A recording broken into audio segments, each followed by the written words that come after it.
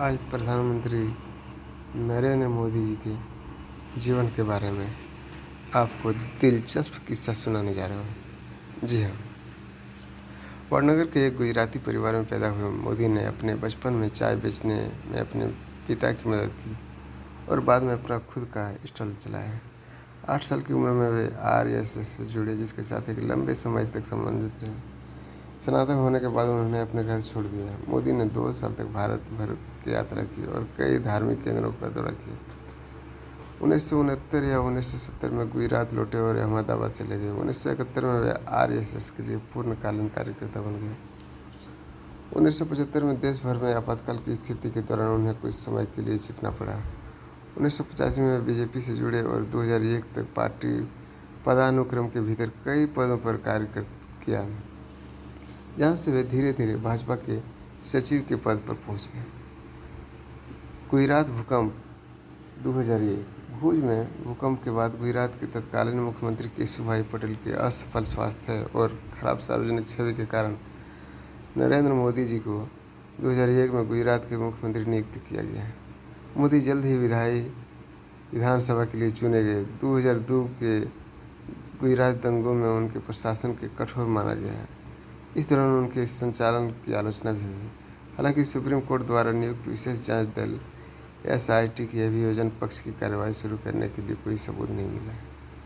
मुख्यमंत्री के तौर पर उसकी नीतियों को आर्थिक विकास को प्रोत्साहित करने के लिए श्रेय दिया गया। वे गुजरात राज्य के 14वें मुख्यमंत्री रहे। उन्हें उनके काम के कारण गुजरात की जनता ने लगातार 4 बार 2001 से 2014 तक मुख्यमंत्री चुना। गुजरात विश्वविद्यालय से राजनीतिक विज्ञान में स्नातकोत्तर डिग्री प्राप्त नरेंद्र मोदी विकास पुरुष के नाम से जाने जाते हैं और वर्तमान समय में देश के सबसे लोकप्रिय नेताओं में से। टाइम्स पत्रिका ने मोदी को पर्सनल ऑफ द ईयर 2013 के 42 उम्मीदवारों की सूची में शामिल किया गया है। अटल बिहारी वाजपेयी की तरह नरेंद्र मोदी एक राजनेता और कवि है। वे गुजराती भाषा के अलावा हिंदी में भी देश प्रेम से ओतप्रोत कविताएं लिखते हैं। उनके नेतृत्व में भारत की प्रमुख विपक्षी पार्टी भारतीय जनता पार्टी ने 2014 का लोकसभा चुनाव लड़ा और 282 सीटें जीतकर अभूतपूर्व सफलता प्राप्त की। एक सांसद के रूप में उन्होंने उत्तर प्रदेश की सांस्कृतिक नगरी वाराणसी में अपने गृह राज्य गुजरात के वडोदरा संसदीय क्षेत्र से चुनाव लड़ा और दोनों जगह से जीत दर्ज की। उनके राज्य में भारत का प्रत्यक्ष विदेशी निवेश एवं बुनियादी सुविधाओं पर खर्च तेजी से बढ़ा। उन्होंने अफसरशाही में कई सुधार किए तथा योजना आयोग को हटाकर नीति आयोग का गठन किया। इसके बाद वह 2019 में भारतीय जनता पार्टी ने उनके नेतृत्व में दोबारा चुनाव लड़ा और इस बार पहले से भी ज़्यादा बड़ी जीत हासिल हुई। पार्टी ने कुल 303 सीटों पर जीत हासिल की। भाजपा के समर्थक दलों यानी एनडीए को कुल 352 सीटें प्राप्त हुई। 30 मई 2019 को शपथ ग्रहण कर मोदी लगातार दूसरी बार प्रधानमंत्री बने। 2019 के आम चुनाव में उनकी पार्टी की जीत के बाद उनके प्रशासन में जम्मू और कश्मीर की विशेष राज्य का दर्जा को रद्द कर दिया।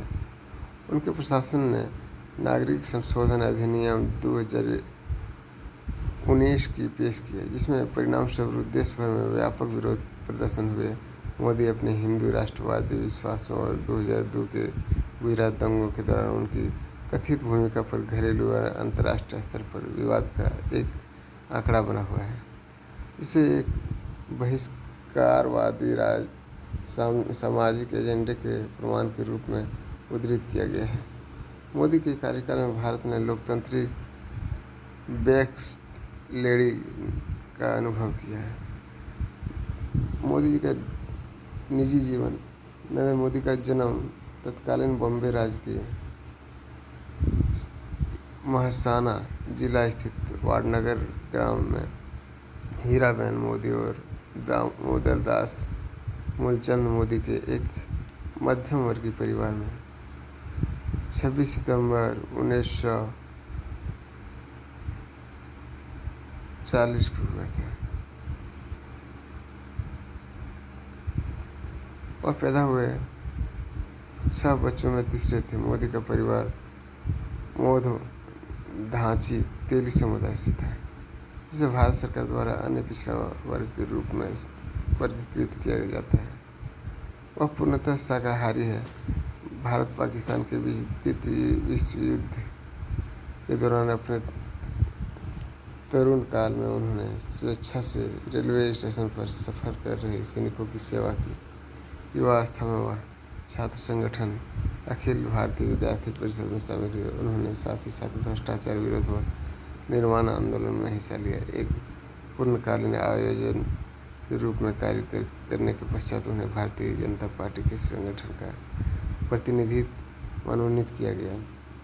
किशोरावस्था में अपने भाई के साथ एक चाय की दुकान चला रहे मोदी ने अपनी स्कूली शिक्षा वडनगर में पूरी की। उन्होंने आरएसएस के प्रचार करते हुए 1980 में गुजरात विश्वविद्यालय से राजनीतिक विज्ञान में स्नातकोत्तर परीक्षा दी थी और विज्ञान स्नातकोत्तर की डिग्री प्राप्त की। अपने पिता की कुल 6 संतानों में तीसरे पुत्र नरेंद्र मोदी बचपन में रेलवे स्टेशन पर चाय बेचने में अपने पिता का भी मदद की।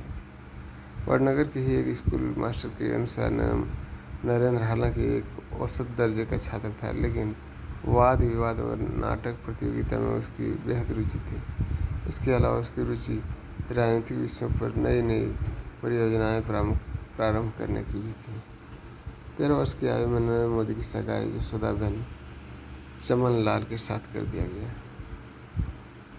और उसका विवाह हुआ तब वह मात्र 17 वर्ष के थे।